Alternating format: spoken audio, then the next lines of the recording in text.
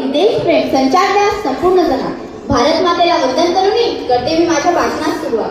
अनेकांनी केला सर्वस्वाचा त्याग, दिले देशासाठी बलिदान. अनेकांनी केला सर्वस्वाचा त्याग, दिले देशासाठी बलिदान. वंदन तयारी करूया गाव भारत मातेचे गुणगान, गाव भारत मातेचे गुणगान.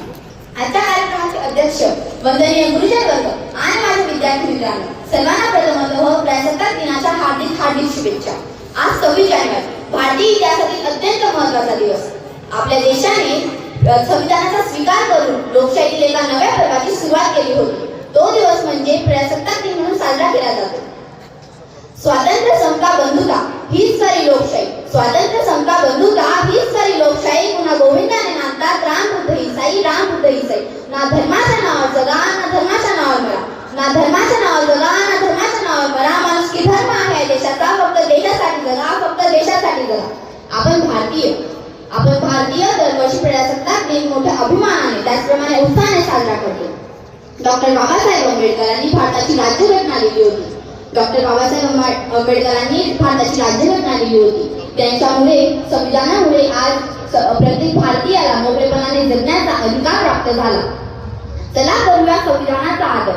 चला करूया संविधानाचा आदर. आज जाणे दिला आपणास जगण्याचा व शिकण्याचा अधिकार. संविधान आहे म्हणूनच आज वेगवेगळ्या जाती धर्माचे व वेगवेगळ्या भाषा बोलणारे लोक सुद्धा समाधानाने राहत आहेत. रंग रूप वेश भाषा जरी अनेक आहेत तरी सर्व भारतीय एक आहेत. सर्व भारतीय एक आहेत. विविधतेत एकता आहे आपली शान. विविधतेत एकता आहे आपली शान. म्हणूनच तर आहे ना आपला भारत देश महान. In English we say that India the land where diversity meets unity. जात धर्म पंथ लिंग याच्यातील भेद मिटून संविधानाने सर्वांना एक समान न्याय स्वातंत्र्य आणि समानता दिली. आपला देश विविधतेने भरलेला आहे. विविध जात धर्म पंथ लिंग असणाऱ्या या देशात आपण एकतेने राहतो. हेच आपल्या देशाचे वैशिष्ट्य आहे. जात धर्म यासारख्या क्षुल्लक गोष्टी करून भांडण करण्यापेक्षा जर आपण हे समजून घेतले की देशाच्या उज्ज्वल भवितव्यासाठी प्रत्येक भारतीयामध्ये एकता असणे अत्यंत महत्त्वाचे आहे, तर आपला देश विकासाच्या बाबतीत जग पातळीवर पहिल्या क्रमांकावर नक्कीच असणार. संविधान आहे म्हणूनच आज आपण आनंदाने व सुखासमाधानाने जगत आहोत.